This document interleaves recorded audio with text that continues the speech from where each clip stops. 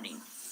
Welcome to Digital Future International Congress DIFCON 2023. My name is Dr. Muhammad Izzuddin Zainuddin from Faculty of Applied Communication, and I will be your MC for today.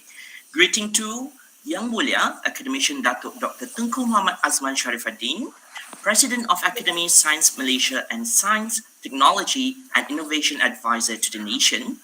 Yang berbahagia Profesor Datuk Dr. Mazliham Muhammad Soond, President of Multimedia University, Malaysia, Dr. Charlene Tigaraja, Chief Executive Officer of TM R&D, Professor Ingenieur Dr. Hairul Azhar Abdul Rashid, Vice President, Market Exploration, Engagement and Touchpoint, VP Meet. Our respected representative from co-organizing universities, UniKL, Unitan, as well as Al-Sharqiyah University from Oman. Our sponsor, IX Telecom and DIFCON 2022 delegates from local and international, distinguished guests and fellow researchers. Ladies and gentlemen, DIFCON is an academic congress that is organized by Multimedia University with the aim to provide a multidisciplinary platform for gathering scholars from different disciplinary backgrounds to disseminate ongoing research related to digital futures of global society. And this year, we are very delighted to bring to you our theme, which is that focus on sustainable development goals around the globe, with the theme Advancing Sustainable Development for Resilient Future. Before we start this event, let us begin with the recitation of dua that will be led by Dr. Khair Razlan, Chairman Masjid Al-Irshad, MMU Melaka.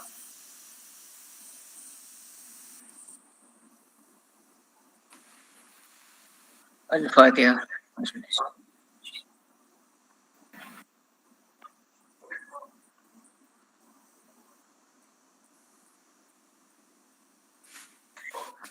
Bismillahirrahmanirrahim.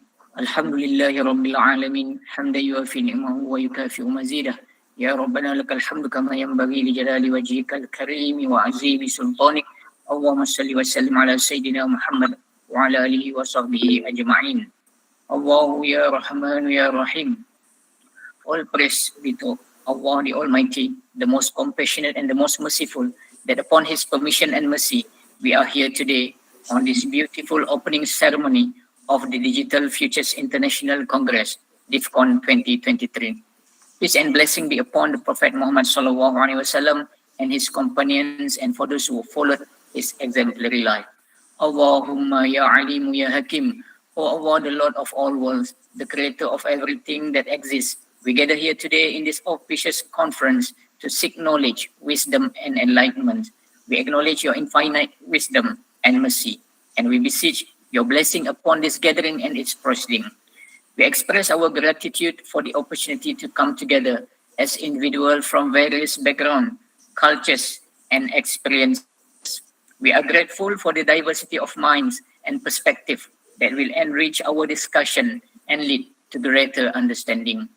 Allahumma ya Rabbal Kainati wa Qadiyal Hajat. O Allah, as we commence this conference, we pray for your guidance and insight.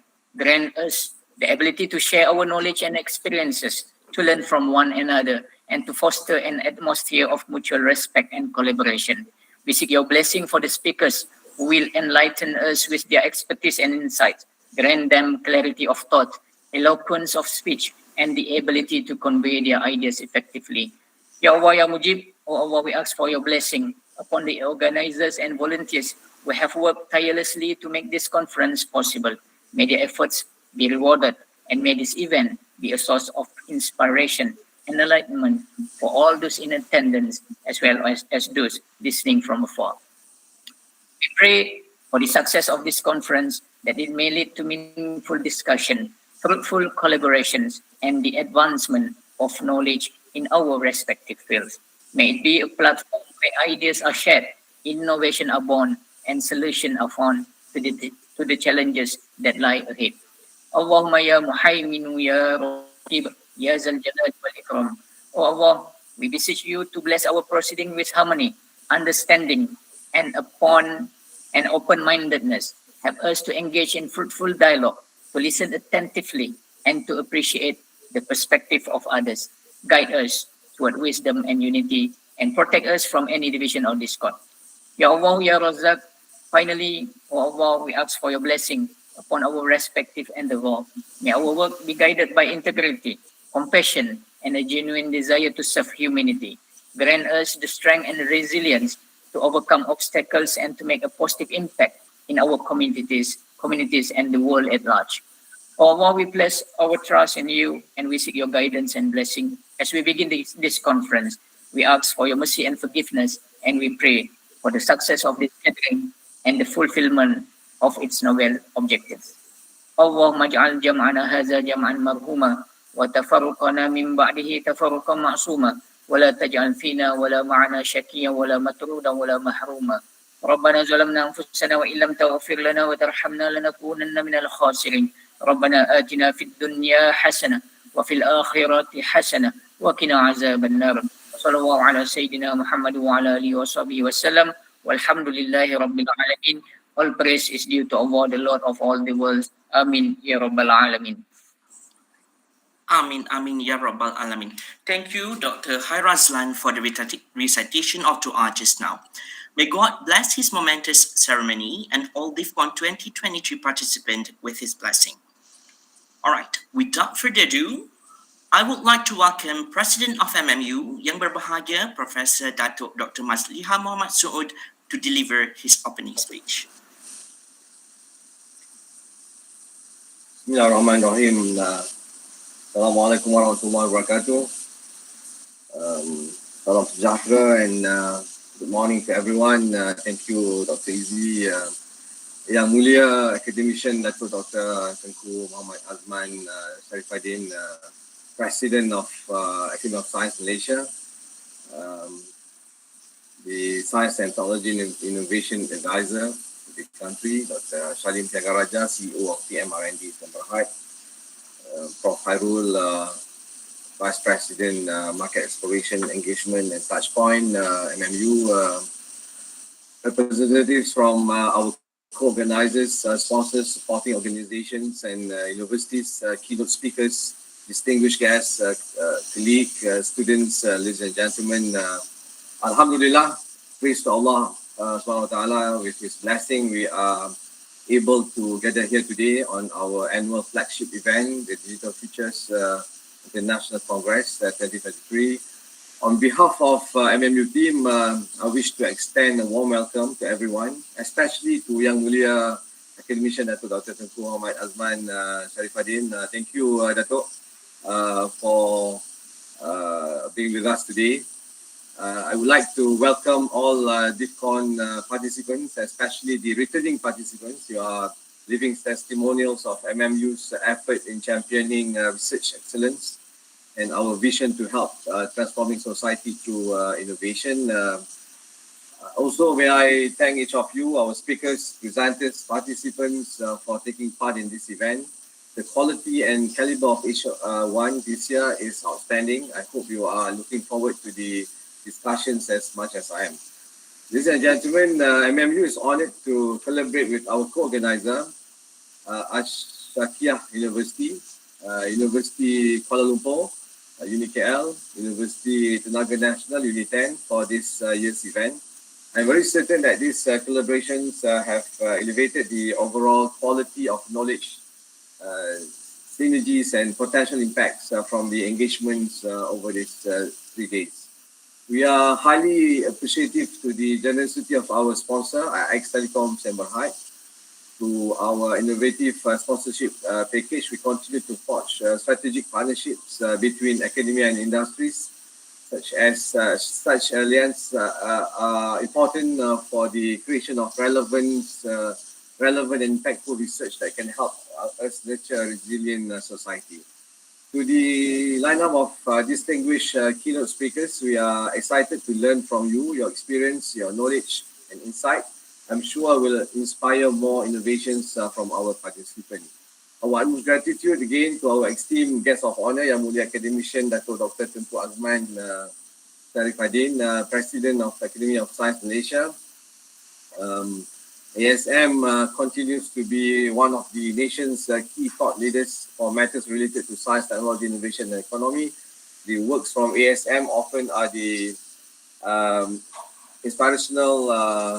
inspiration and important reference to many of the papers being presented across our 6 conferences this year. Ladies and gentlemen, advancing sustainable development is of paramount importance for a resilient future, both locally in Malaysia and globally in general.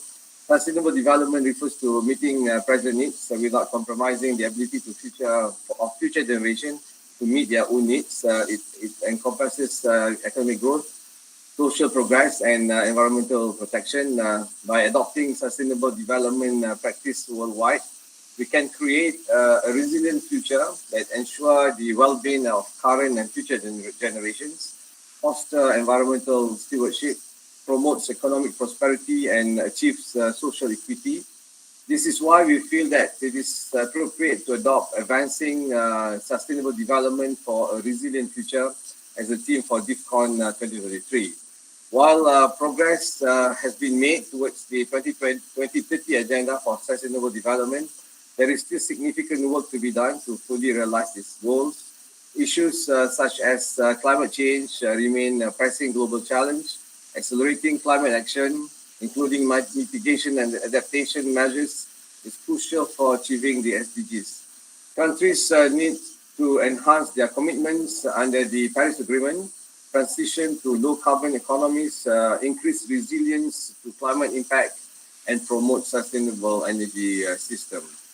Rising awareness about SDGs and fostering a sense of ownership and engagement among individuals and communities are important.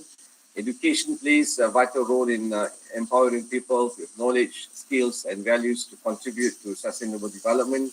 Promoting education for sustainable development and global citizenship is crucial. Collaboration among academia, government, institutions, international organizations, civil society, and the private sector is essential for achieving the SDGs. Strengthening existing partnerships and forging new ones can facilitate knowledge sharing, resource mobilization, and capacity building.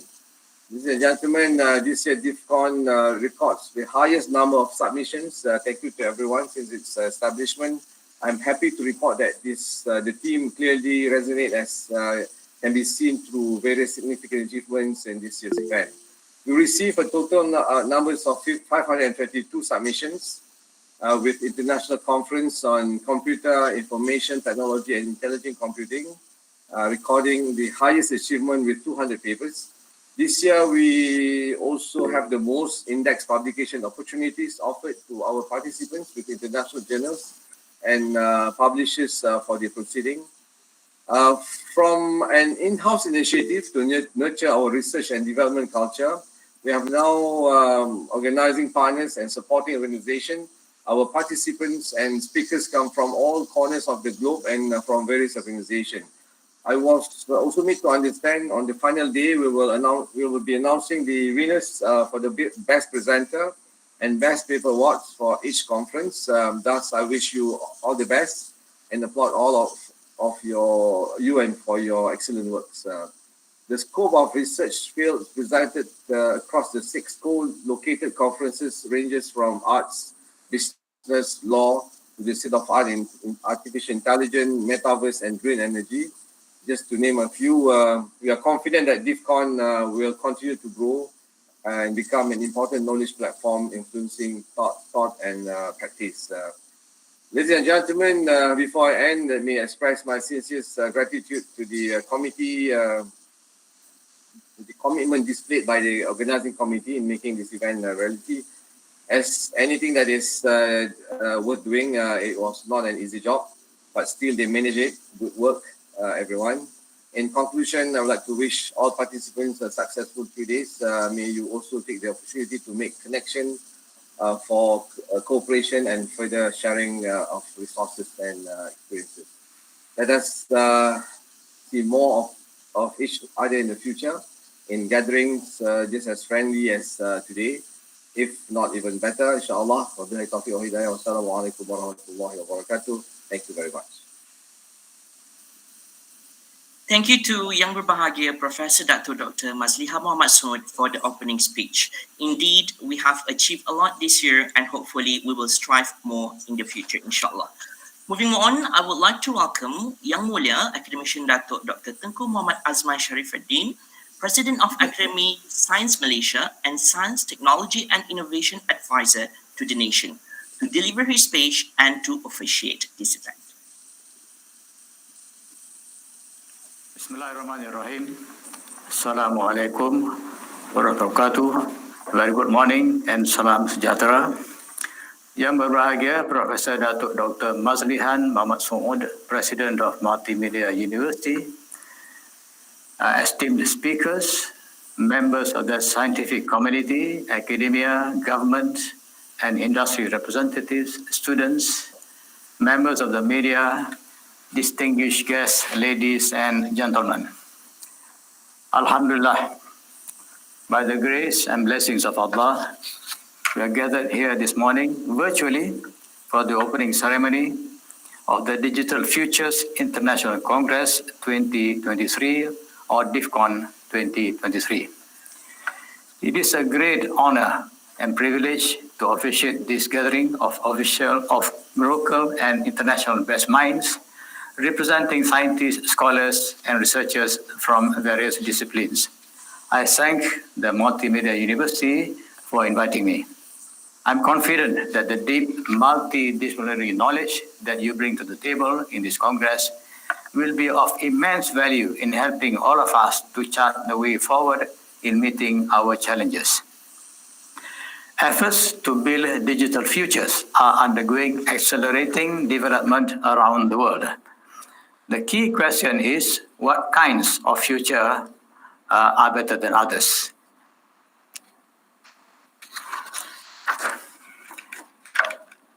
I believe this is the key question is, what kinds of futures are better than others? I believe that this is the main reason this Congress is being held, and implied in this question is the fact that we live on planet Earth, whose resources are finite, while economic growth and development seems to ignore these natural limits. Will these futures lead to sustainable societies that are more resilient? That is the question. Thus, the theme, Advancing Sustainable Development for a Resilient Future, is a timely topic that should be more widely discussed. It is essential that we recognize the importance of all nations and societies prospering together in this interconnected system. We must build environmental sustainability that is based on social equity and inclusion, so that no one is left behind and our planet is better protected for today and tomorrow. Ladies and gentlemen, today's world is changing rapidly, mainly as a result of digital technology complemented by other disruptive technologies. Many claim that our world is undergoing the fourth industrial revolution, 4IR, which is profoundly altering the way we live, work, and relate to each other. If it is truly going to be a revolution, much of humanity must subscribe to its primary characteristics and see value in the change that digital and other life-changing technologies have to offer. What will our world look like in 2050? According to the United Nations, the world population will increase to 9.7 billion in 2050. Accompanying this population expansion, there will be 55% increase in water and 60% in food demand to feed the world.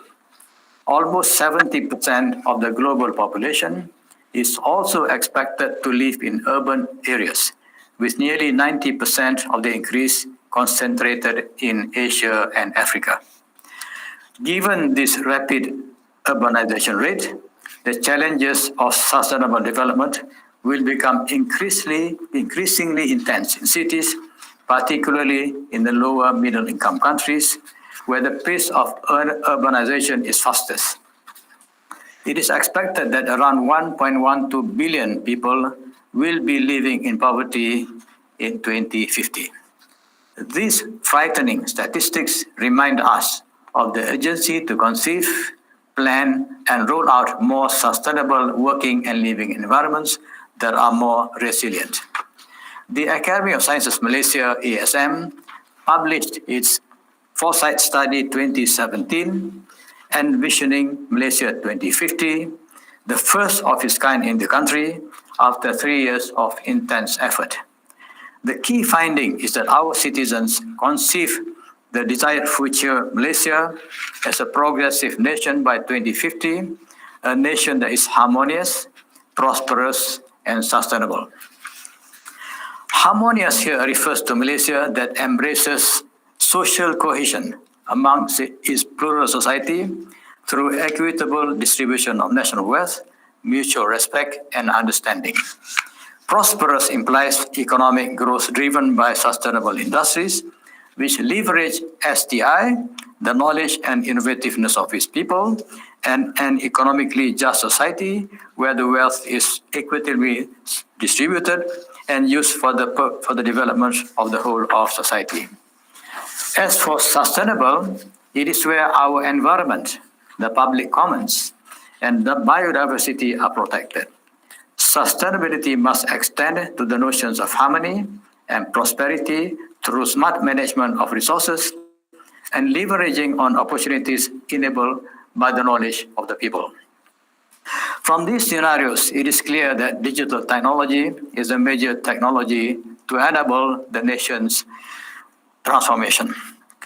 Given that knowledge is the currency disseminated by ICT and that knowledge is the primary source of innovation.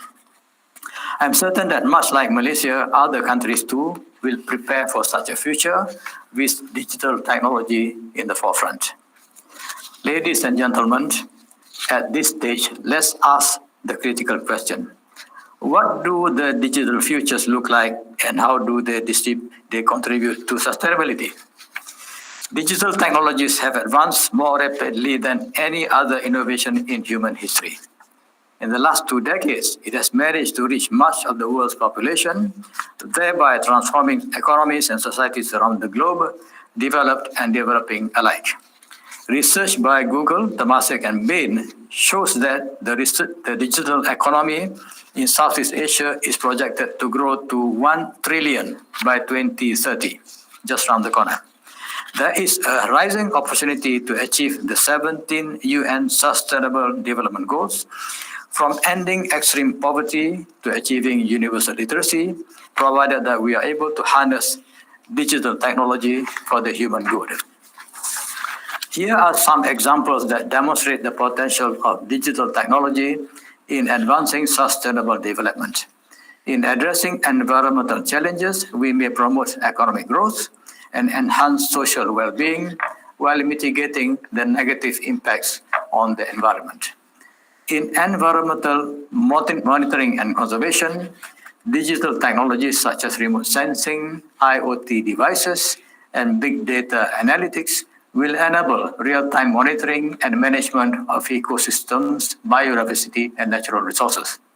Data collection and analytics can be used to make better and informed decisions about conservation efforts, identify areas at risk, and develop sustainable management practices for forests, oceans, and other critical habitats. In renewable energy integration, where the transition to renewable energy sources, such as solar, wind, and hydroelectric power, is essential for sustainable development. Digital solutions can optimize the integration of renewable energy into existing power grids, ensuring a more stable and efficient energy supply while reducing greenhouse gas emissions. In smart agriculture, digital technologies, including precision farming, drones, IoT, and automation, can enhance agricultural productivity while minimizing resource use and environmental impacts.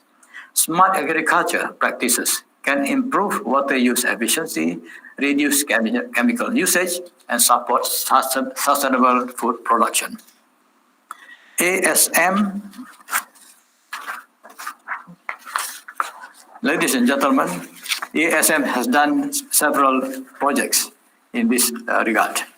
Many of us may be wondering how the future may unfold with the advent of digital technology, in particular, to address and advance sustainable development. Let me share several strategic studies that have been conducted in recent years by ASM, and these studies and initiatives may provide participants with some insight on how the future may unfold while we address sustainable development. The Envisioning Malaysia 2050 Foresight study mentioned earlier was complemented by a twin study entitled Emerging Science, Engineering and Technology, or ESET. Together, they form two of our flagship studies, capturing the big picture outline of the future that we desire. ESET identified digital technology as one of the mega technologies that are crucial for future advancement and sustainability. The 2050 Foresight assumes the dominance of digital technology as humanity advances into the future. Recognizing the critical role of science, technology, and innovation in economic and societal development that is also sustainable, ASM has also developed the 10-10 MY-STIE framework. I better say something, but MY stands for Malaysia, STIE stands for Science, Technology, Innovation, and Economy. So we are linking STI to the economy. This provides a systematic approach to the process of transforming Malaysia into a knowledge-intensive economy by design, not by accident, through an integrated framework combining 10 key socio-economic drivers with 10 global leading S&T drivers that are aligned to the nation's strengths and priorities. In addressing sustainability, the 10 technology drivers, which include digital technologies, are integrated with 10 socio-economic drivers to enable sustainable use of the nation's natural resources while providing better protection of our planet. This framework, for instance, has recently been applied to formulate the Blue Economy Plan for Malaysia. To be sure, digital technologies feature strongly in the plan so that our natural resources will be used in a more sustainable manner. Under the 12th Malaysia Plan, ASM is also currently implementing a pilot project on precision biodiversity at Paso Forest Reserve in Negeri Sembilan. Precision biodiversity is a strategic and transformative approach for Malaysia to improve biodiversity conservation, preservation, and management. Taking Paso Forest Reserve as a testing ground, an AI and IoT system is currently being developed to gather biodiversity and environmental data in a precise and real-time manner. This will transform data collection that is currently manual and labor-intensive. Data analytics will be applied to help in decision-making for better biodiversity management. An ecology simulator is also being developed to simulate the possible impacts of human activities on the environment and biodiversity. ASM, in collaboration with the Ministry of Science, Technology and Innovation, MOSTI, is also currently in the midst of developing a national planetary health action plan to serve as a comprehensive and integrated action plan to mainstream planetary health in all national policies and development plans through a whole of government and whole of society approach.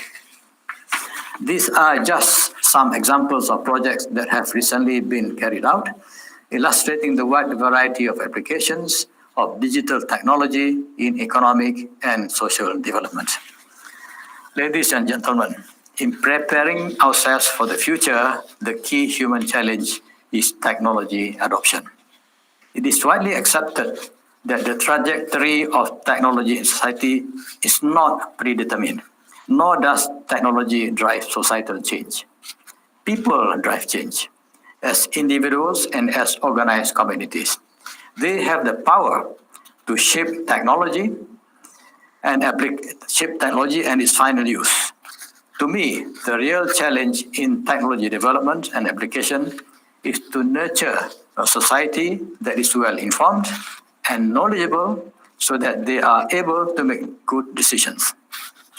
Such a society will not only be creative users of technology, but may also be potential innovators of technology to produce endogenous solutions to the nation's challenges.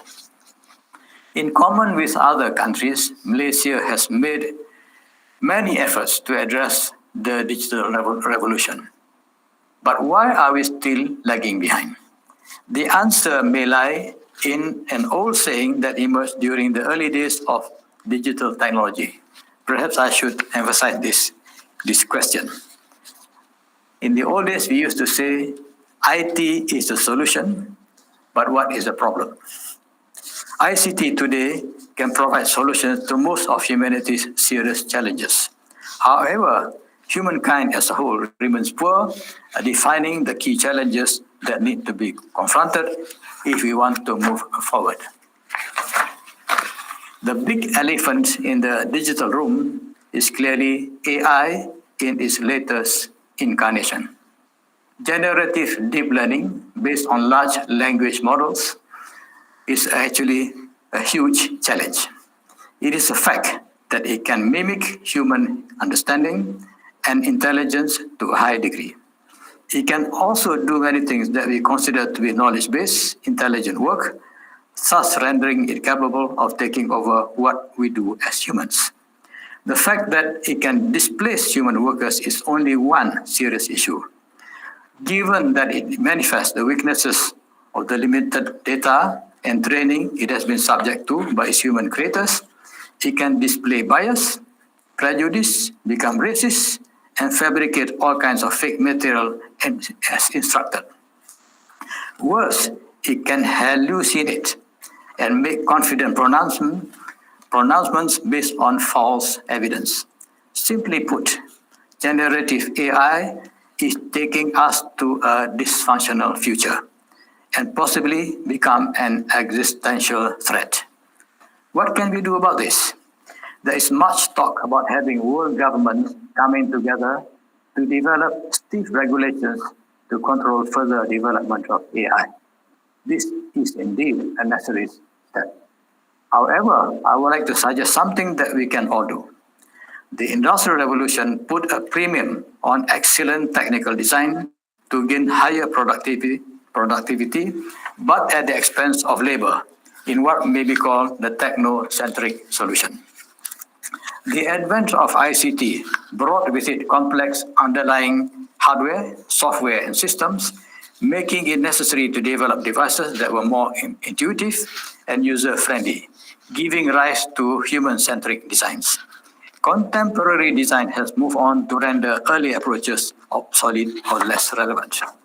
People are now asking for humanistic design, which puts a premium on solutions that are good for human society as a whole. Reasons for such demand is all around us. Humanity is facing serious challenges in confronting depleting natural resources, widespread pollution, and climate change. Digital technology is well placed to provide sustainable solutions in our quest to build more resilient societies. We must ask ourselves if our technical designs are humanistic enough to be of service to humanity as a whole, in the process making as little damage to the natural order as possible. Ladies and gentlemen, I commend MMU for taking leadership by organizing this multidisciplinary congress covering multiple facets of our digital futures, from engineering, social sciences, law, technology management, ICT, and creative media. Events such as DIFCON 2023 and its 6 co-located conferences can inspire a sense of optimism among all of us and make a significant contribution to the sustainable development agenda.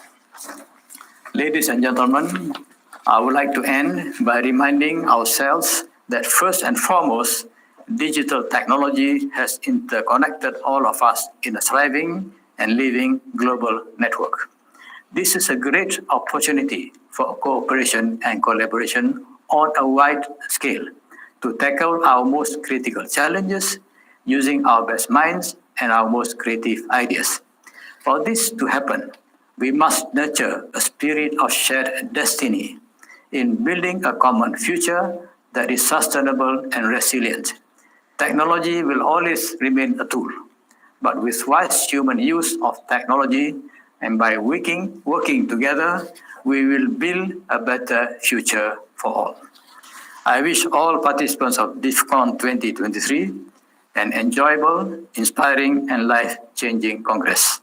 It is now my very great pleasure and honor to officially launch DIFCON 2023. Wabillahi taufiq wal hidayah. Wassalamualaikum warahmatullahi wabarakatuh. Thank you very much for your attention. Thank you to Young Mulia academician Datuk Dr. Tengku Muhammad Azman Sharifuddin for officiating speech. Indeed, we hope that in the future there will be more sustainable research being done so that the future generation will know how to maintain our resources that we have. Right, now let us watch the montage of DIFCON 2023 that have been prepared by our committee. So without further ado, please roll the video.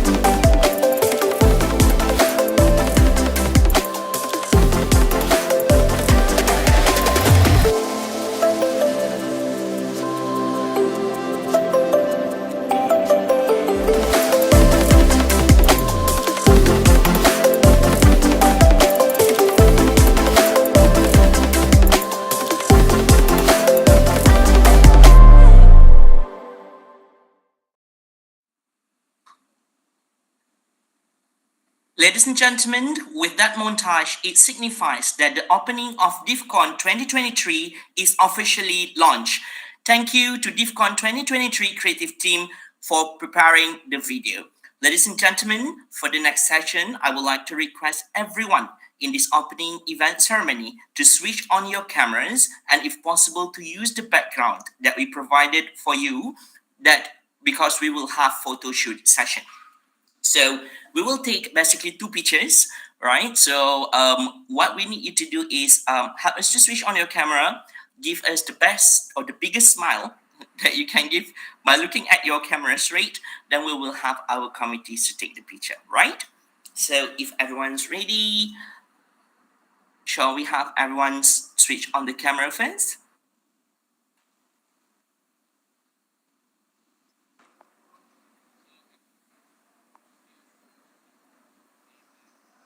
All right. Okay, is everyone ready?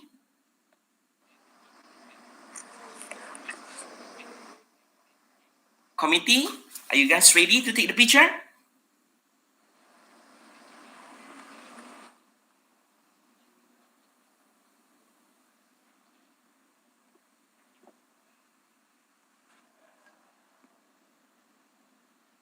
Right? Okay.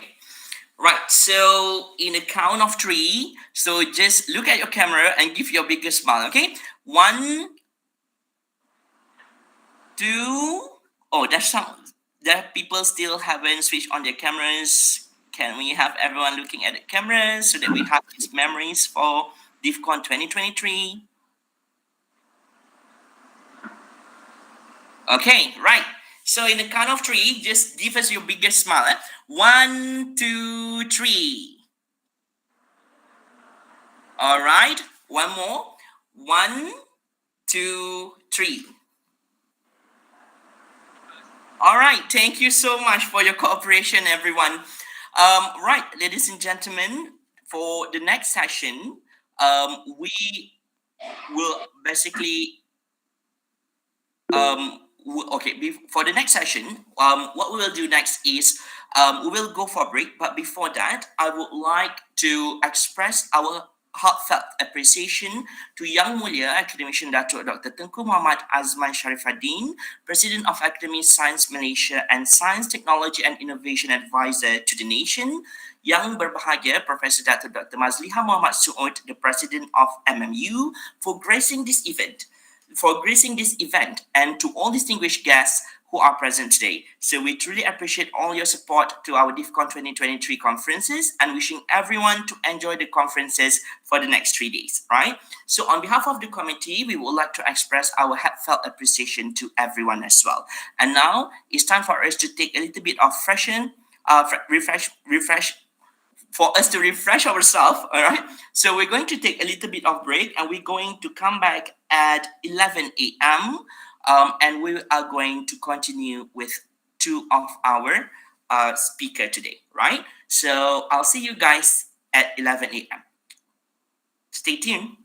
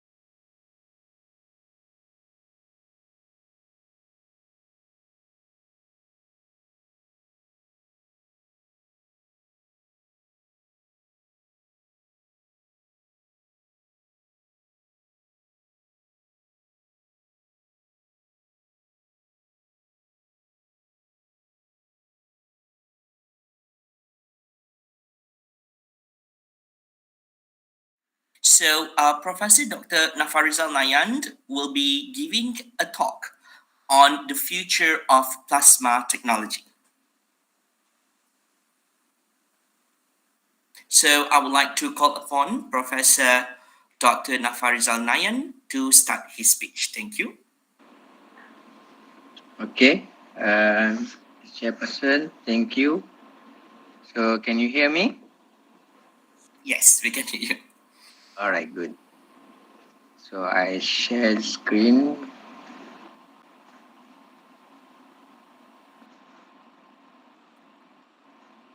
PM Dr. FPTV.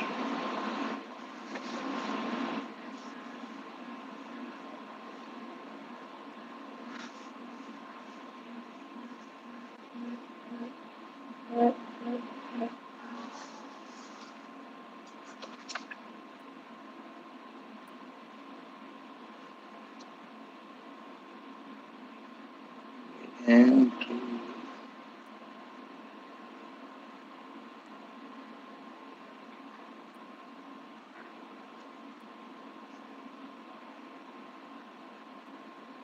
sorry, I think okay.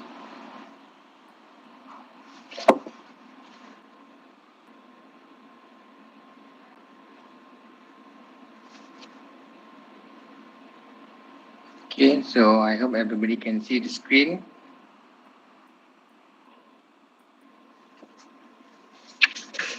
Okay, as mentioned by Mr. Chairperson, my name is Nafa, and I'm from University Tun Hussein of Malaysia. Thank you to the organizing committee for giving me this opportunity to share something what I have been doing for a while since I did my PhD and study in Nagoya University in Japan. So the keyword of my talk is going to be plasma. So I will share. See, I'm noticed that maybe some of the audience may not be familiar about these terms or these tools. So I will try to make it more simple in order for me to grab the attention from all the audience. So if you have any question, I also very happy to accept any questions even during my presentations. So I'll talk about something that will be the future because I see the keyword of this DIFCON Congress is on the resilient future. So I will try to gather all the information about what will be the future of this plasma technology. Okay, so this is my team member. What we have in the university, we have our own lab that called Plasma Processing Research Lab. And on the top is actually the past member. So they already graduated and they are not with me right now. But some of the details in this presentation come from their work. At the moment, I have one postdoc and several students, but they are almost also at the end of their study as well.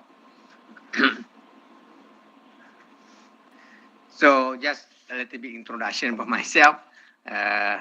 What people say in Malay that tak kenal maka tak cinta. So I just to show maybe because I think I'm not in this field of artificial intelligence or computer technology, so a little bit different. So maybe just to share about myself. I did my degree, master and PhD was in Japan. It was back then I start my degree 1999 and complete PhD 2008 straight. So I stay in Japan for 9 years. So I continued degree, master and PhD. And then after that came back to Malaysia working in this university. And also I did my postdoctoral. My degree was, the master PhD was in Nagoya University, the center of Japan. And then my postdoctoral at Hokkaido University in the north region of Japan. So for that reason, I think the Japanese embassy see me very Japanese slightly. So they put my story in their website on their Embassy of Japan in Malaysia. And so you can see a lot of story over there about my life in Japan. So the passion that I have while I was in Japan is to work on this plasma technology, because I started this research since my undergraduate final year project. So since then, it's like we call a fall in love on this plasma things, so that I keep working on this plasma until right now. So the conference teams, we know on the resilient future. So as I mentioned, I will try to focus what will be the future of plasma technology. So what is the current topic or the hot topic of the future technology? Just now, I think when we listen to the opening talk by Dato Tengku, talking about the AI, right? The artificial intelligence, how we can use the AI for the agriculture, and many more things in the future. Maybe on the medical side, we also need to use a lot of AI. And in the academic world, I think one of the hot topic right now that we have here is in this logo, right? So I think everybody know this is ChatGPT. So using ChatGPT, you can do a lot of things. Even the slide presentation today, I can just use ChatGPT to help me in order to prepare this presentation, or anybody, a student can use ChatGPT. Lecturer can also use ChatGPT. Writing a proposal, writing a letter, we can use ChatGPT. A lot of AI tools, not only ChatGPT, because there's many more AI tools, but since the ChatGPT introduced, everybody is talking about that, and people try to think what is the benefit or advantage or disadvantage of using this kind of tools. But whatever it is, it's going to be something new that we have to adopt with it, and we're going to use it for more application, I think, in the future. Okay, so we can see there are like images that created using the AI. So you don't have to take a photo anymore. You just use words and describe in the words, and then in the text, then you get the image that you want. So that is how the future will be. So what is the backbone? The backbone of this technology. So So the backbone of this technology, I believe, is the processor at the back there.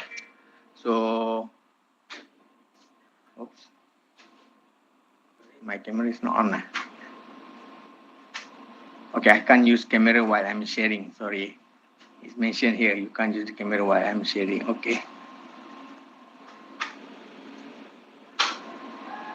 Okay, sorry. So,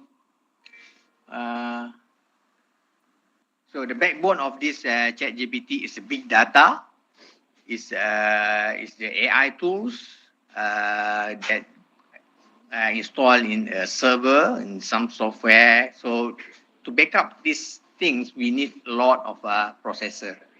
We need a lot of high-end processor, fast processor, big capacity to manage the data. So these are all the backbone of this new future of technology. So future technology needs a lot of microprocessor.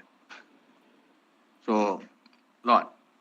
Even though we call the name is microprocessor, but the technology inside there is not micro anymore. So everything that fabricate in that processor is at nanoscale. So in order to make a higher capacity, faster processor, so everything become very much more smaller, so that they're capable of doing very huge work on the computer. So to support this, we need to improve the microprocessor fabrication. So this is just an overall process of how the semiconductor or the microprocessor fabricated in the manufacturing. So it started from a silicon wafer. if you're familiar with it, and then it's go through a lot of a process until you get packaging, and then that will be the finished product that will be installed in your motherboard, in your Arduino tools, and then you do the programming inside it, and then you can use it for whatever application you want. So this microprocessor is fabrication technique is still improving, because we want to improve the capacity or the capability of the processor. So in such a semiconductor manufacturing flow, so plasma processing technology is used in three main application, which is thin film depositions, to deposit a thin film, and then to do the etching. Etching is the process of removing. So you have a silicon wafer just now. So you deposit something, some metal or insulator, then you have to remove some other area that is unnecessary because you want to create a structure of a transistor.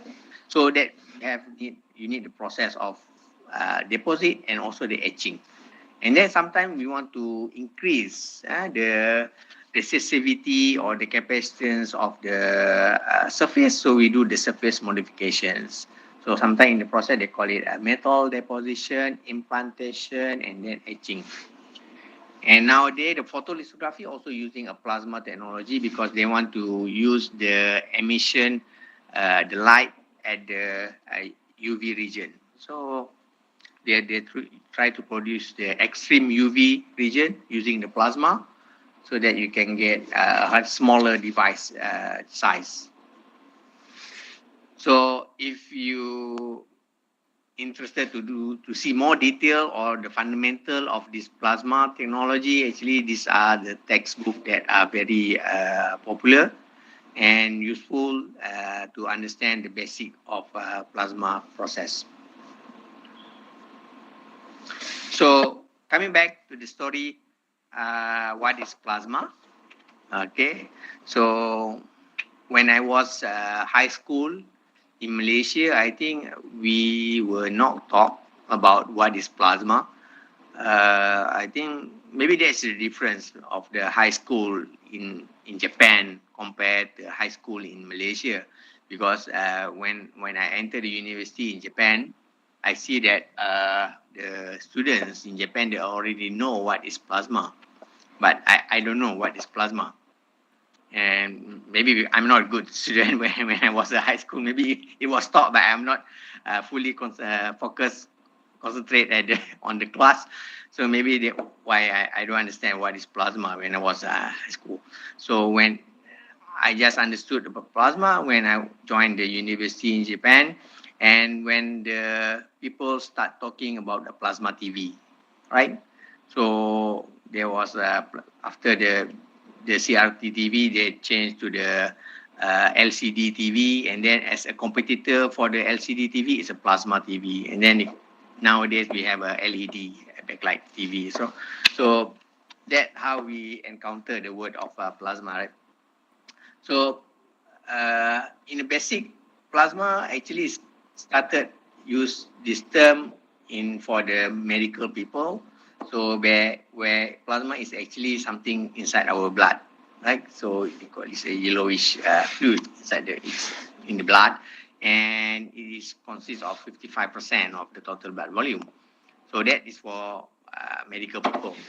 But for the engineering people, plasma is a fourth state of matter. So it's number 4. It is created by adding the energy to the gas. And when you add the energy to the gas, and then some of the electrons will leave the atoms, and the process of ionization occur. So that is that condition where you have a free electron moving around and some atom that have been ionized. That environment we call as a plasma. So 99% of the matter in the universe actually is in the form of plasma. For a very basic one, simple to understand, is a sun, our sun. So it's one of the big plasma. So we do understand we have eyes. So when we apply energy, apply a heat, our eyes become water. And then when we apply heat to a water, we get boil and steam, and then you have a vapor, water vapor, right? So that is how we add the energy to the elements, right? So solid become a liquid, liquid become a gas. So then we add more energy to the gas. That is the fourth state of matter. So that is the fourth state of matter. So number 4, so become a plasma. So this condition, we have ionized gas, we have electrons, we have atoms, we have ions stick together in one environment. So that is called plasma. So because of this energy, we can use energy in the plasma for various applications. And also you can see light. So this is example, plasma in nature, aurora. If you go to the high latitude region, Arctic or Antarctic, so you can see this aurora plasma in nature in the sky. So you can see a very beautiful emission of the plasma. We can also see plasma at home, actually. So nowadays we use the LED light, I know, but before we use the LED, we very often using this kind of pentafloor lamp. So we notice that when we break down the glass of this pentafloor lamp, we are not able to use it anymore, right? Why? Because there is gas inside there. So gas already leak out. So we need to contain the gas inside the pentafloor lamp. So that gas is actually have been ionized using the electricity that we supply to that, and the ion actually bombard the pentafloor wall that produce the white color here. So that how we get the light. So actually inside there actually a very very light plasma. So, but the plasma, even though we call this a cold plasma, not a hot plasma, our sun is a hot plasma. This one is called cool plasma. The temperature can go up to 1 eV as well, which is 11,000 Kelvin. So, for people to understand about plasma, so we need to understand what is the temperature inside the plasma, what is the density of the ions, the electrons, the atom, the neutral atom inside there. So, we will investigate that. Okay, you can also see plasma in the movie. So, which one of this character in the Avenger is your favorites? Okay, so you can see the plasma actually is on the Iron Man, the heart of the Iron Man. You can see the bright light over here. So that is actually a fusion plasma that gives the power, the energy to the Iron Man that will power all the tools that Iron Man is using. So that is produced using a fusion plasma. So fusion plasma is a new technology where they want to create the sun, the similar sun made man-made on Earth. So that is what fusion plasma. So this is overall picture of the plasma. I got this from the website from in Japan. Max, they are their science ministry. So it's like similar like MOSTI in Malaysia. So we can see how the plasma actually creating the future. So the sun is one of the example of the plasma on the right top right. So and then plasma is also using for the nanotechnology. You can see at the bottom there are a lot of application actually they try to explain here. And on the right, bottom right, actually you can see the plasma actually can be exposed to the skin as well. So that is quite a very recent technology where they create a plasma jet, not using a vacuum condition, in atmospheric condition. So then you can expose to the skin and do a lot of treatments. On the left hand side, you can see plasma actually is also can be used for welding application, very common one, and also for TV and etc. You can see on the left. So again, plasma is a condition where the atom and ions are freely in same environments. So we can identify or classify plasma into basic terms, which is a cold plasma. So where only 1 to 10% of the neutral atom actually ionized. So that is what we call as a cold plasma. And then hot plasma is a condition where the neutral atoms in the environment is fully ionized.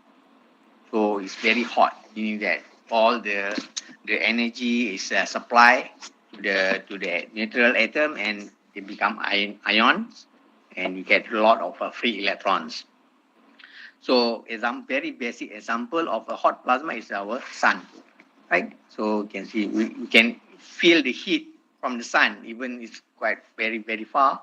So we can still feel the heat of this hot plasma from the sun. So people try to make fusion technology using plasma, which is the one I mentioned that people nowadays try to make using a plasma fusion technology to be the source of energy. So we don't want nuclear fission technology because there is a lot of harm.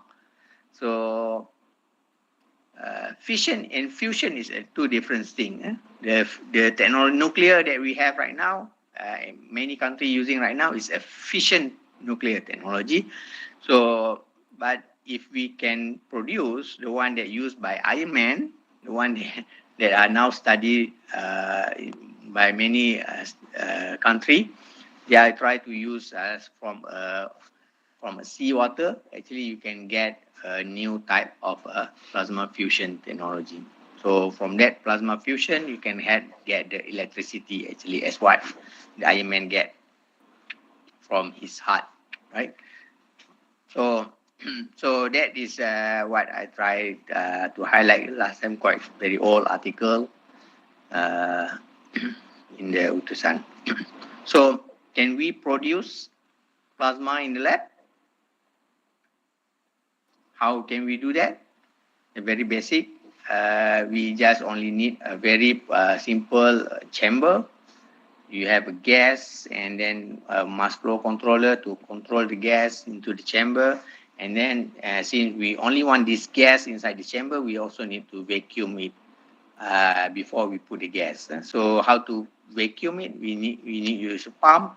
It can be a turbo pump with a 4 pump or with a rough pump. Most basic one, we can only just use a rough pump. You can also get a vacuum condition. So when you got a vacuum condition, then you put your own gas inside the chamber, and then you supply with some electricity, whether the radio frequency power supply. You can supply with a DC power supply. You can create a different type of plasma.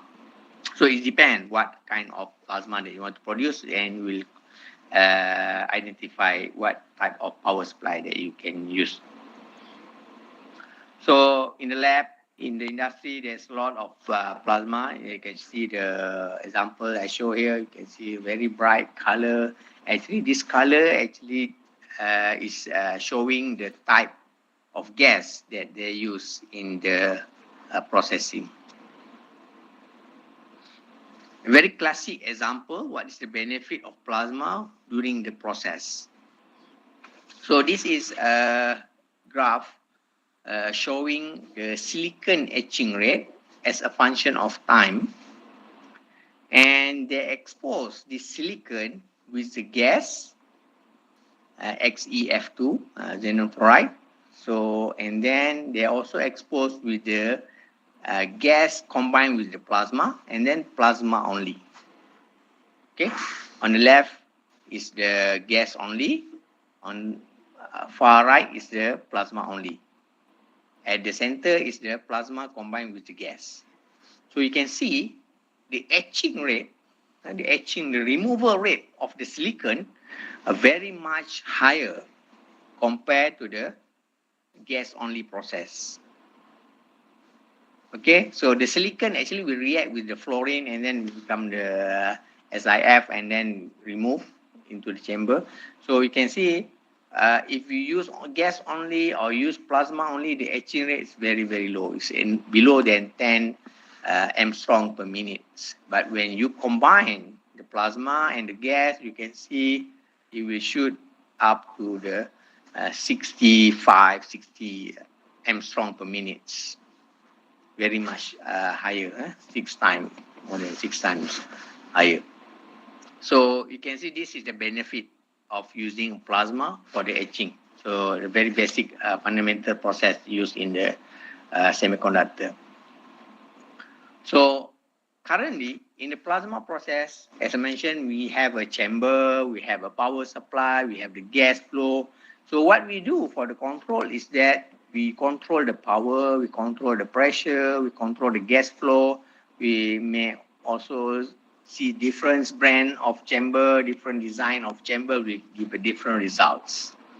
So that will be the old style of controlled plasma. But in the future, they call it as a plasma nano processing. We don't need to control the power, we don't control the pressure. We just control the things inside there. And we can use a lot of AI tools or some calculation tools.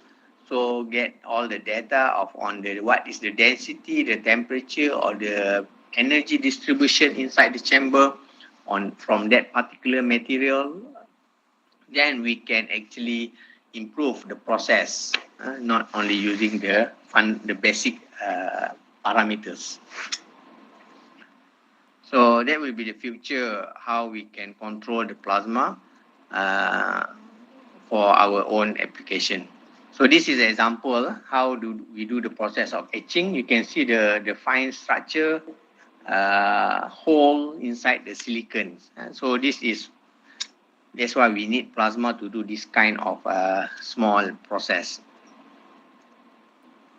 So this is quite an old 256 megabyte DRAM. So you can see the very edge, very small pattern that is used by plasma to produce this kind of process.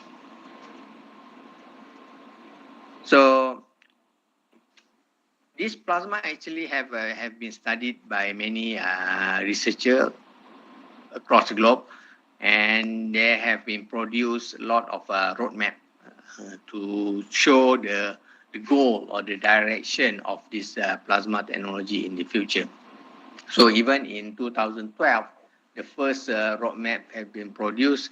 Many researchers from Europe, Japan, Korea, China, America, so they collaborate together and wrote this roadmap and tried to show how the plasma will be used in the future. And on the top, actually, how they use this show that how they can control the plasma from the inside. So by using some tools inside, so then you can control the plasma. So on the right, on the bottom right, actually is a chamber, integrated chamber, so they can integrate several chambers together, so that make the process much faster. So okay, and then as I mentioned, we need to understand the plasma from inside. So there's some article also produced by Professor Saneski. I went to his lab in German one time ago, and where I investigate or discuss about how we can control the plasma from inside. After 2012, they wrote another article in 2017 about how the plasma roadmap focus on the low temperature plasma science and technology. So they describe about new type of plasma, such as microplasma, small scale plasma, or some other solution plasma using a liquid in the plasma. So they try to involve about this new application. So also in 2018, there's another article about the future of plasma science and technology. So again, this time they focus about what are the other applications that plasma can be used. One of the simple example, they can use plasma for the agriculture application, where they use it for the seed treatment to make sure that our agriculture can grow faster.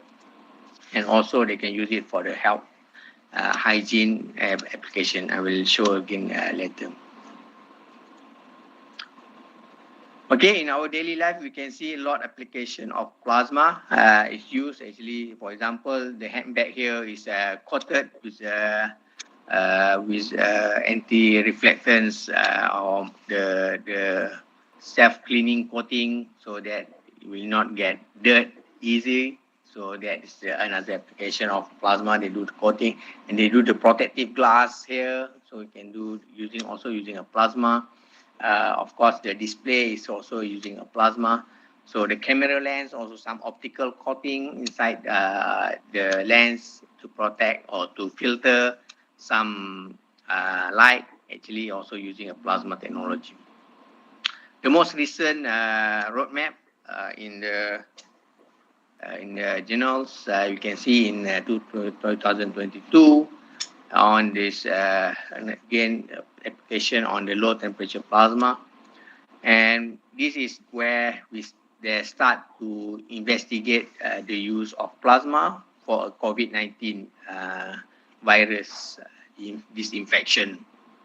So there are some results that have been shown that this energy or the UV light come from the plasma can actually do the treatment on the virus. So that is another area of application of the plasma. So you can see also on the bottom right, you can see how the low temperature plasma is also used for the inactivation. So they already studied what is the mechanism of it. Then plasma is also used for the application on the agriculture. On the left, you can see actually two kind of tree. On the left is actually they use a seed without the treatment. On the right is with the treatment. So with the treatment of the plasma, on the top actually is how they expose the seed with the plasma. So this kind of activation of the seed will enhance the property of the seed, so that you can see when the plant actually grow faster when it have been exposed with the plasma. So on the right, you can see also plasma used for the environmental applications. This one is for the pollution control. So that used in Japan and the US. And on the bottom, at the center, you can see the plasma used for the waste to energy application. So there in China. So one of the most basic plasma application is sputtering. This is the one that we have in UTHM. So sputtering plasma is also one of the common process in the semiconductor industry. Just to go a little bit more deeper, sputtering is a process where, as I mentioned, we have in the plasma, we have the ions, electrons freely moving around. So this ion, actually, we can use it for the material process application. So where the ion is actually directed to the target, and then we can remove the material from the target. So this is process we call a sputtering. Like you play a billiard, snooker. So you have your own ball, and then you hit the ball to hit another ball to go to the hole. So that is how we actually do the process of sputtering. So we have the ion bombard the target, and then the material from the target will come out in a very small scale, at a nanoscale, and because they are atom size, so from this atom we can use it for another application. So then the atom that comes out from the target is we call as a sputtered film will deposit on the surface of the substrate that we put in front of the target. So this is a process of sputtering. We can also really see the common phenomena of sputtering actually from our pentaflow lamp at home. So you can see sometimes when after use this pentaflow lamp for long period, 1 year for example, we can see a black color on at the edge of the connector. So that black color actually come from the sputtered material electrode inside the lamp. So that material come out and deposit on the wall of the pentaflow lamp. So that's why it become black. So the material inside here will go sputtered and deposit on the wall. Okay, so that's why you can see it's become darker, and then at one time it will spoil your pentaflow lamp. So we have this the same sputtering chamber in our lab. So we use it for the new material application. And just to show you, this is just some of the application that we use. Here, this is the plasma, the machine, same again machine, and then we deposit a new material called the CZTS. Okay, CZTS. So and then CZTS is a new material for the solar cell application. We can see a very good property of the CZTS from this analysis. So this is what interesting. So this one is some article that we published in the IEEE Electronic Manufacturing Technology at the conference. So not only having a very big, bulky plasma system that we have, I showed you to you just now, we can also create a very simple, small plasma device. Example here is some small plasma jet, a very simple configuration. You can see a very bright color of the argon plasma here. So we try to use this plasma for the treatment application.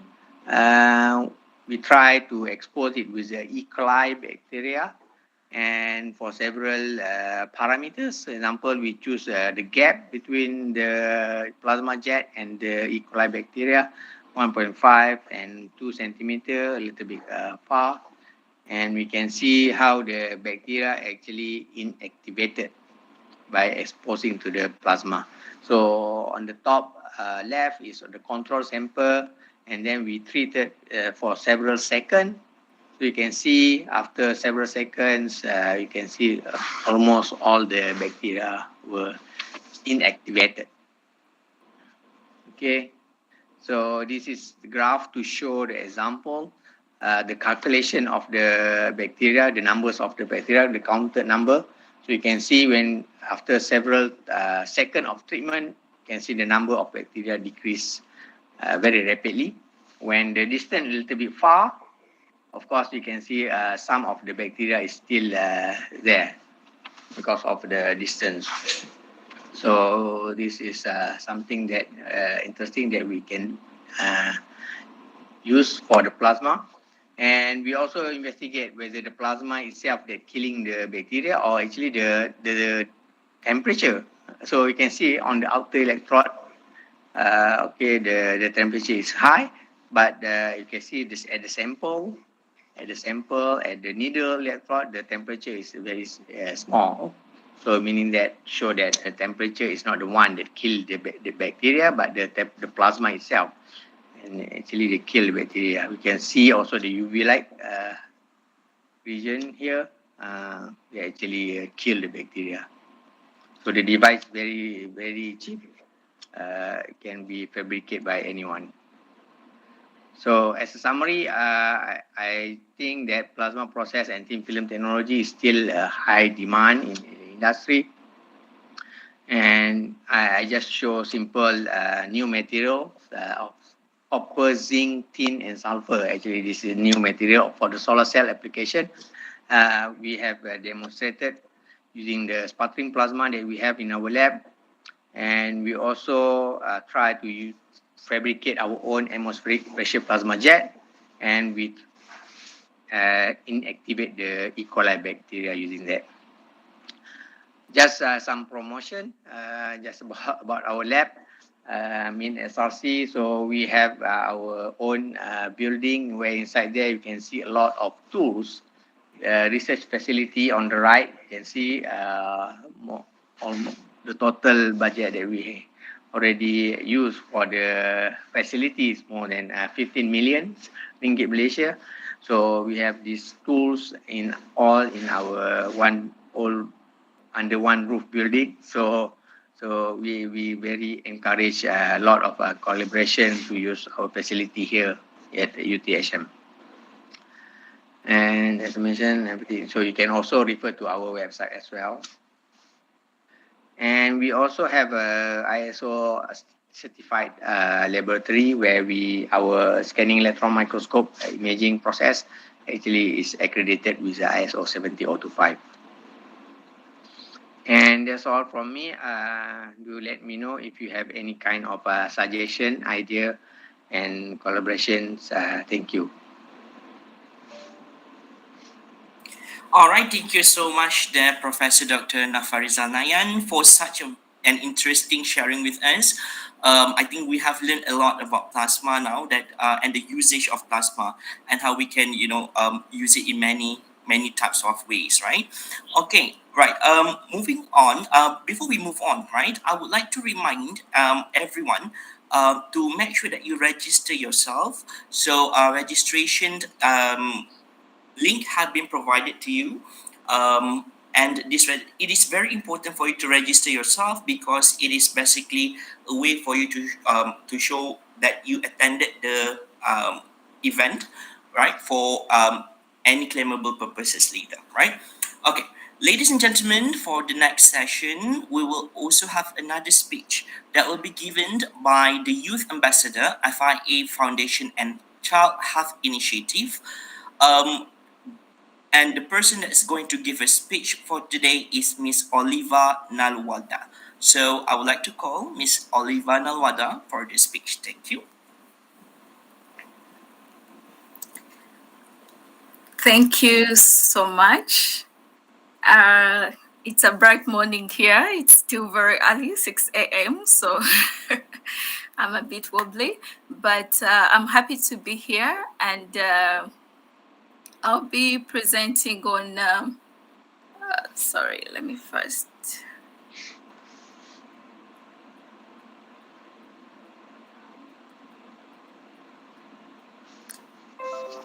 Okay. Can you see my presentation? Okay. Thank you.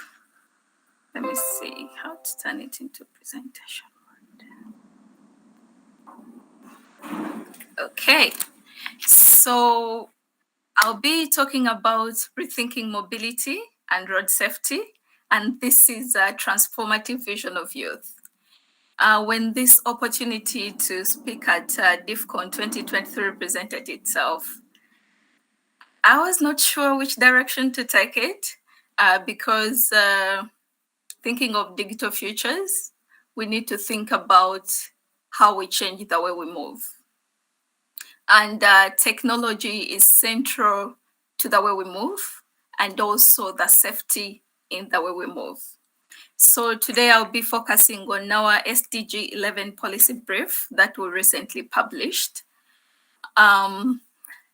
This was published by 3 young leaders, myself, another young leader from Lebanon, and one from Cameroon. And the focus of this policy brief is to highlight the intersection between mobility, the Sustainable Development Goals, and the role that young people can play in making sure that we move safer. So you may be asking yourself, how is transport or mobility related to Sustainable Development Goals? or how is road safety related to digital futures? And I hope by the end of my speech, I'm able to intrigue you on how you can be more interested in mobility, or how you can use your different expertism to ensure that we are safe on the road. A brief background. With 1.8 billion young people aged 10 to 24 years old, the world today is witnessing the youngest population ever. We have inherited a mobility system that is unsafe, that is polluting, and that is unsustainable. And to date, road traffic crashes are the #1 killer of young people worldwide. It is not HIV, like so many people in Africa think. It is not communicable diseases, like some other people may think, but it is road traffic crashes. So it is early time, once again, I'll re-echo that we rethink the way we move from point A to point B. And as road traffic injuries are now the leading cause of children 5 to 14 years, there is a need for shifting the focus in the child and adolescent health agenda, which has largely neglected road safety. So even if these are the biggest killer of young people, this is not prioritized in political agendas, in financial agendas, as well as in global discussions and innovations. Much less when we are thinking about technology, safety on the road always takes the back seat. It's only 2 years ago that Sweden launched the first ever female dummy in car crash testing. For the last decades, we've been driving cars. And although women are more likely to die in a car crash, dummies have been designed with a male physique, which is increasing the number of women, especially young girls, dying on the road. So we need to change this narrative. Youth are assets to their community and make up the vast populations in cities around the world. And youth are society's most essential and dynamic resource. Young people's voices are critical in making transport, cities, and public spaces sustainable. Looking at the SDG 11, that is on sustainable cities and communities, and ensuring making cities and human settlements are inclusive, safe, resilient. Cities play an important role in the 2030 agenda, and the role of road safety is ingrained in the targets 11.2 on safe, sustainable transport systems, and is central to the realization of many other targets, such as target 11.6 on reducing environmental impact of cities and human settlements, etc. So as the world, we set the 2030 agenda, and the 2022 SDG report clearly states we are. I'm sorry, Ms. Oliva. Are you presenting? Because we are still at this page where you show all your team members. Okay. Okay, all right. Thank you. All right, thank you. Thank you for that. So still making the case for why mobility and why you should be interested in mobility. So we have 1.3 million annual road traffic deaths and 50 million annual injuries due to road traffic crashes. And the saddest part is the young people aged 15 to 29 are the biggest victims of these crashes. We are losing over 500 children every day on our roads, based on the way we move and based on the way we've designed the way we move. Like I was saying earlier, we've been using car transport for the last decades, many decades. However, it's only of recent that we've introduced the female car crash dummy testing. So it means technology is not moving as fast when it comes to safety on the road, and yet data is clear that we've designed a transport system that is not only killing the dreams of our young people, but it is also changing our environment. Also, mobility is linked to so many of the inequalities we are seeing.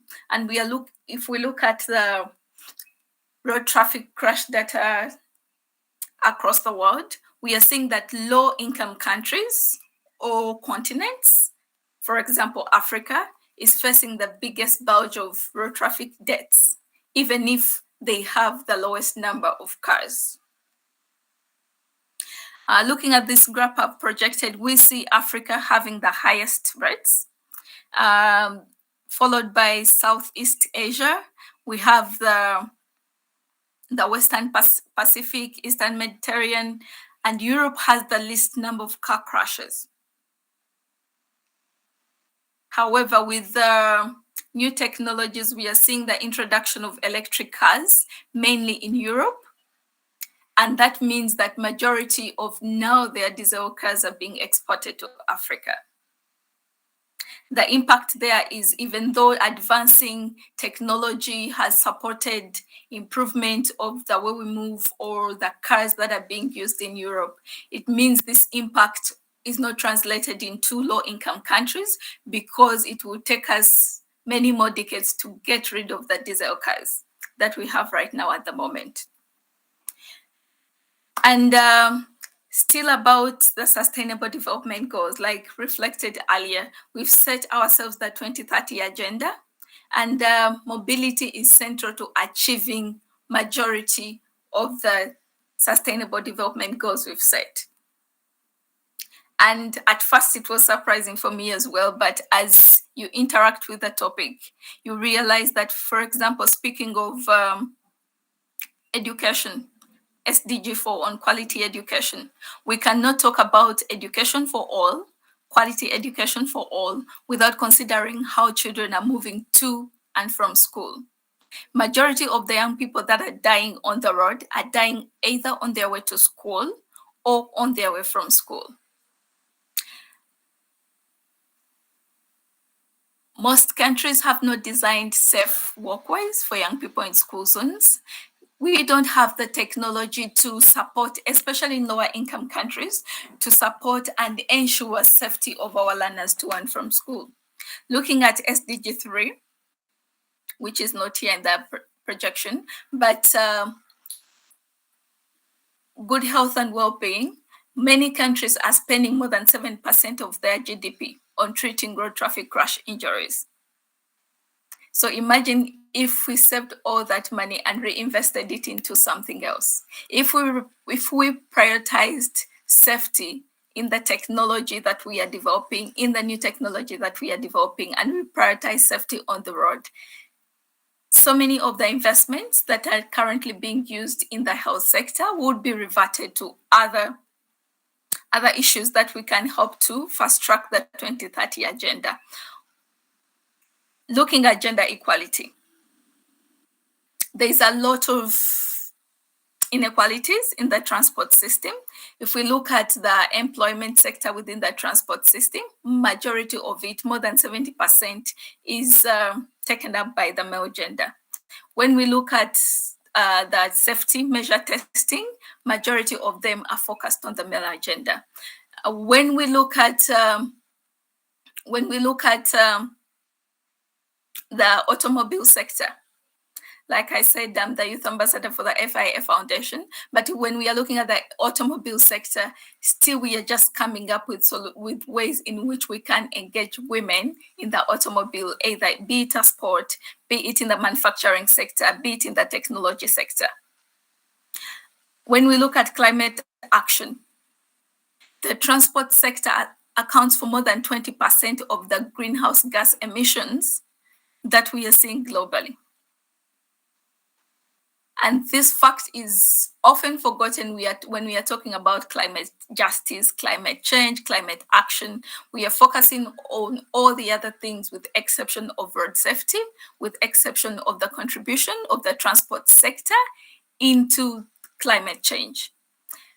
However, with the new technology, we are seeing, like I said, the introduction of electrification, total electrification of cars, or partial electrification of cars, there is hope that the impact of the transport sector on climate will diminish with time.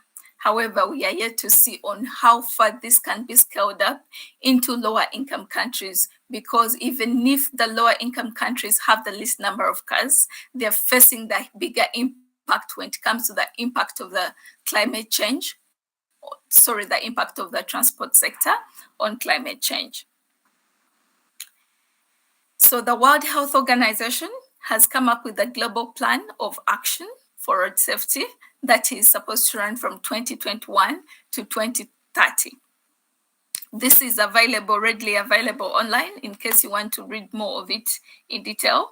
But with this agenda, we are hoping to reduce road traffic crashes by 50%, by at least 50% by 2030. But still, with the latest progress report on the SDGs, we are way far from this. And we are hoping that with fast tracking technology to mobility, we'll be able to bridge the gap. And within the plan, there is a specification on the safe systems approach, what we can do to fast track this, how do we do it, and who to do it.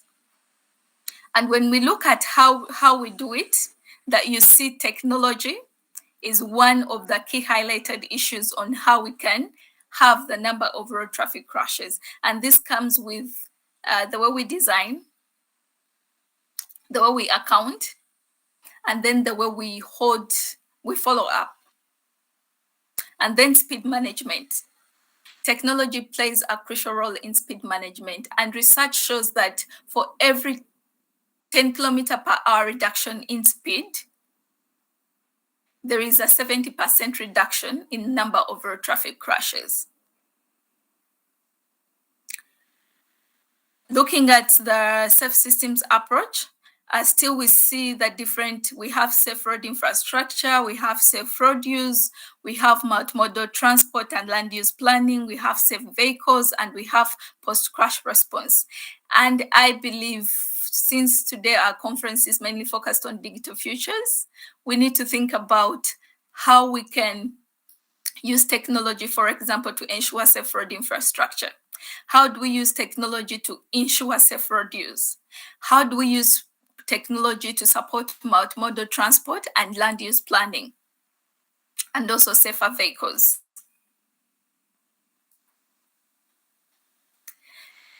Then a little dive into our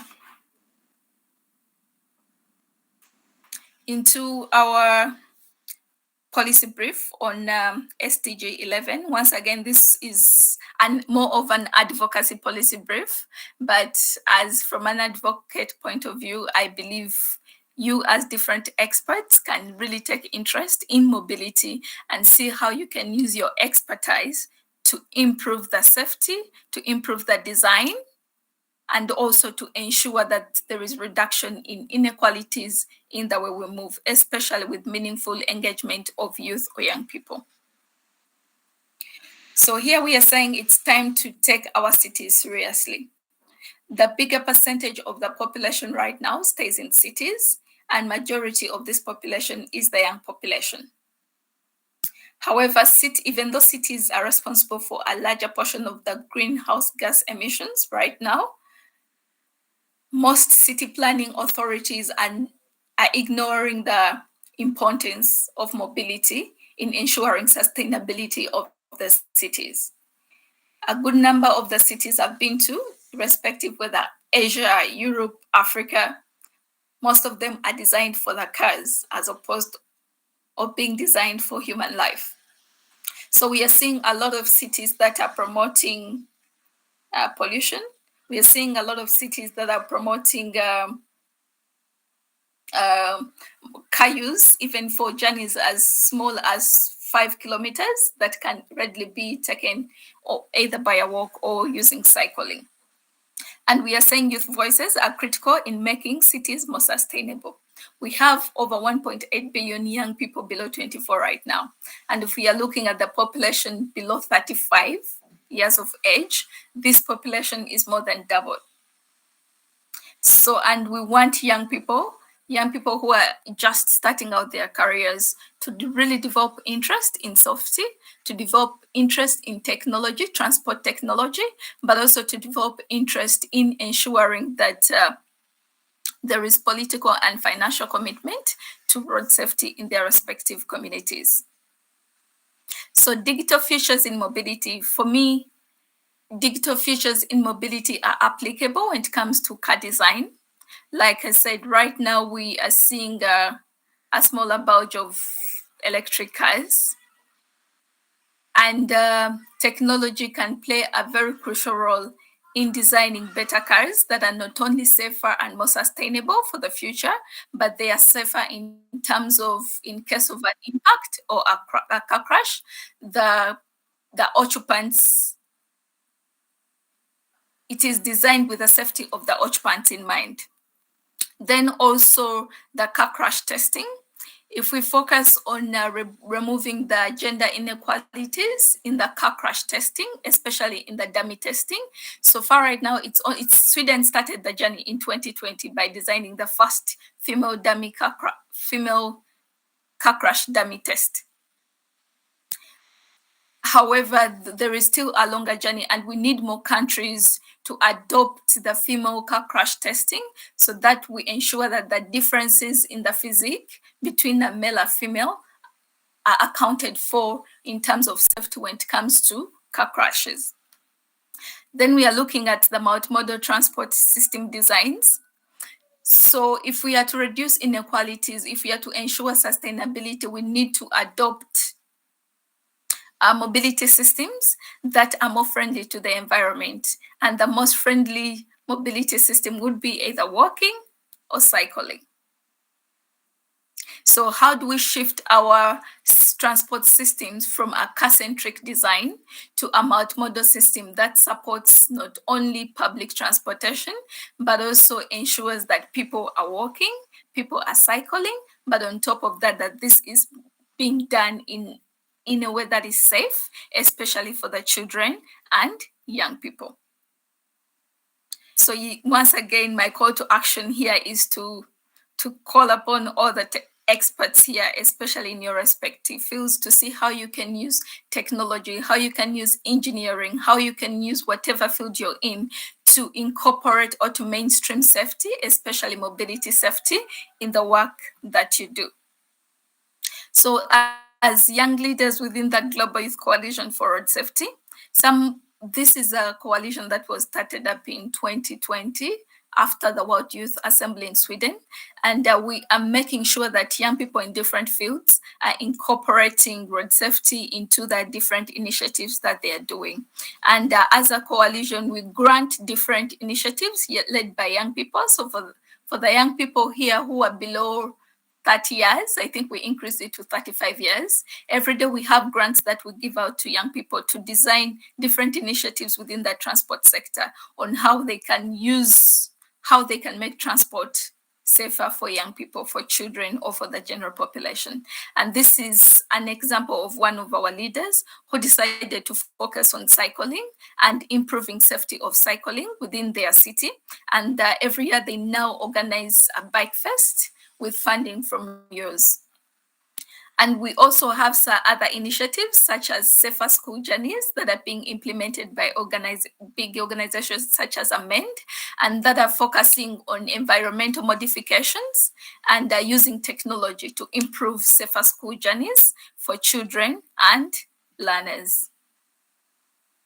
So still looking at sustainable futures or sustainable development, by investing in the transport sector, we are saving over 70% of our GDP in different countries, but also we are reducing the burden on the health sector, on the climate sector. We are reducing the burden on the education sector, because right now, schools without cycling lane are now noted to have 20% less attendance in comparison to schools or countries that have bike lane parking.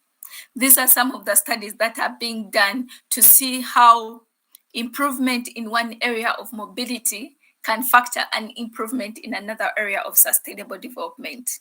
So once again, mobility,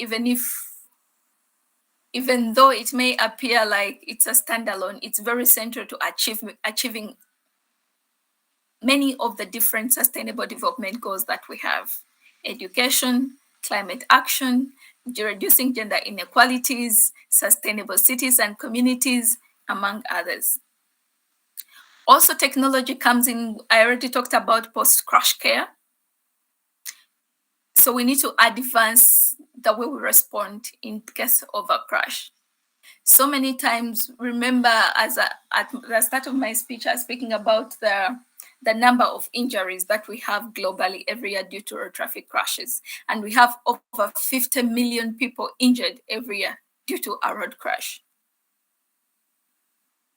We have 1.35 million dying every year. We have over 50 million that are injured. But what happens to the people that are injured due to a road crash? We find that most times, especially in lower income countries, the crash response is not as adequate as it would have been. And in such case, most of these people that are injured due to a road crash end up dying within 3 days of their crash or of their injury. This means still, this is where the digital futures come in. How do we design crash care response to be able to adequately respond to the growing need of addressing road crashes globally? And still, as part of the Global Youth Coalition, we still offer grants to young leaders below the age of 35 who are interested in post-crash care to access grants to be able to design initiatives that they can use to improve post-crash care response as a contribution to the safe system approach that was launched by the World Health Organization in 2020. So once again, to the young leaders that are on the platform, please check out the Global Youth Coalition for Road Safety and see how you can apply for some of these grants to use your different expertise. Once again, I'm a psychologist by profession, so I may not be so much into technology, but I'm so much into advocacy, and I'm so much into ensuring that young people are meaningfully engaged, irrespective of their fields, in ensuring that we fast track the 2030 agenda with particular focus on mobility and road safety. So national dialogues, we are having the Sustainable Development Goals Summit in September 2023 this year. And the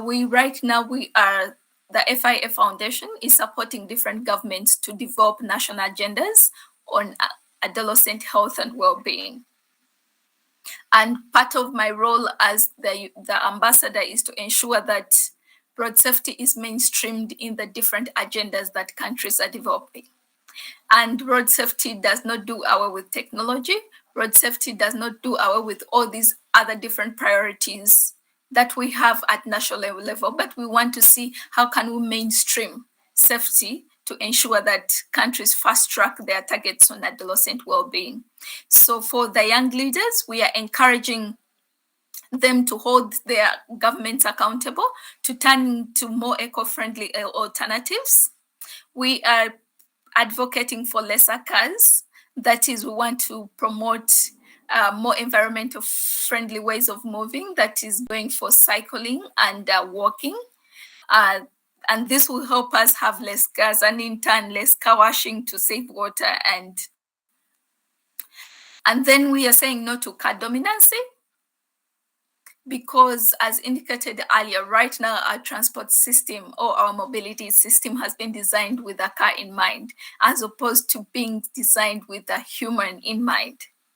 So you'll find for most developing countries, a good city is where the roads are so wide, we have so many lanes, but this is not the way to go. The way to go is fewer lanes for the cars and safer pedestrian walkways, safer cyclist ways. That is the only way we can save the environment, but keep people physically active and reduce much of the expenditure we are spending on cardiovascular diseases.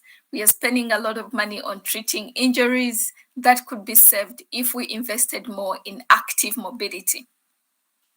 Then we need to reduce the rising RTIs, that is road traffic injuries, and we need to hold accountable to countries to lesser expenditure on oil, respectively. So also earlier this year, we supported the Active Travel Youth Summit in Dushabe. I don't know if I'm pronouncing it right, but still this was one of our leaders and who won a grant under the Global Youth Coalition for Road Safety. And through they're using technology to promote active travel among young people within the city. So this is just an example of what can happen in case young leaders take lead, in case young leaders take action, and in case technology meets safety to ensure that we are not only traveling, but we are traveling in ways that are safe for everyone. So as I come to the end of my talk, it was a bit brief, but some of my action points for us is to familiarize ourselves with the policy briefs on how mobility intersects with all these other sectors, technology, education, health, climate action. Number 2, get ready to be part of the SDG Summit. The call for participation is still open. And as the FIA Foundation, we are supporting the Global Forum for Adolescents, which is also happening this year from 11th to 12th October. And here we are supporting different countries to establish national commitments. And we shall support some young leaders who have been active to be part of the Global Forum as well as the SDG Summit. And lastly, advocate with your government to implement recommendation in the policy briefs, but mainly to increase investment in safe mobility for a sustainable future. Thank you so much. That brings me to the end of my presentation, but I hope this intrigues you to be more interested in seeing how you can use your different fields to improve mobility, to improve to hold your governments accountable, to increase political and financial commitment to safer roads and safer journeys, but also to multimodal transport designs. Thank you so much.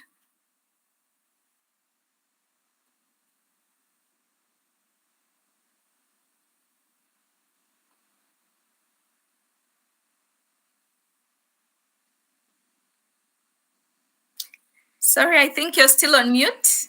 Yeah, that's easy. Sorry about that. Sorry. Okay. We will open the floor to one or two questions. I see that there's a lot of us catch interest with Miss Oliva Nalwada topic today. Right. So can we have? Let me check. Mr. Ali Imran for any questions that you have for Miss Oliva.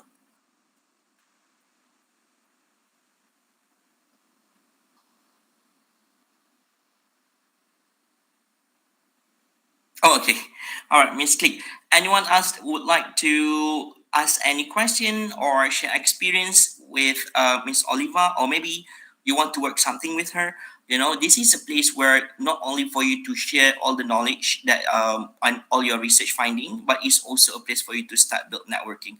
And one part where she mentioned about the grant that you can do research on, especially on road safety, is something that maybe you might want to consider, right? In terms of mobility and also road safety, right? Okay, right. If there is no question, we shall move to the last part of our event today. As the saying goes, to every beginning there is an ending. And now the opening ceremony for DIFCON 2023 has come to its end. And on behalf of the organizing committee, we would like to express our heartfelt appreciation again to Yang Mulia Academician Datuk Dr. Tengku Muhammad Azman Sharifuddin, President of Academy Science Malaysia and Science, Technology and Innovation Advisor to the nation. Also Yang Berbahagia Professor Datuk Dr. Mazliham Muhammad Suud, the President of MMU, for gracing this event, and to all the guests who are present today, and we truly appreciate all of your support to us. So DIFCON 2023 conferences wish everyone to enjoy the conference for the next 3 days.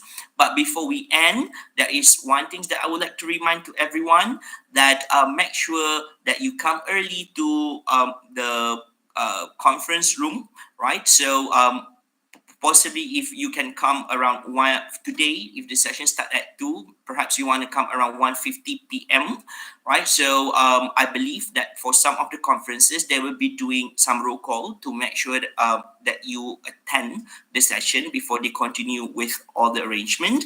And in case that you have misplaced your program book, so there will be a QR code that will be provided for each conference, and I think supposedly by now there will be one shown on the screen.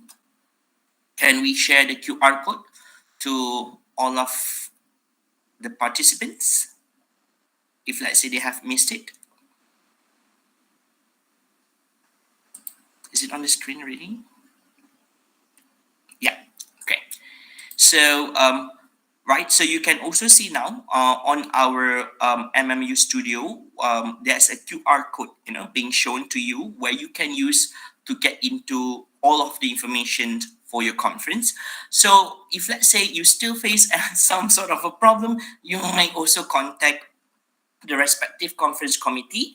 And if you have difficulties pertaining to this conference, again, then you can also, find me and contact me if you see me around. Okay, right. So with that, once again, I'm Dr. Easy from DIFCON 2023 committee members signing off.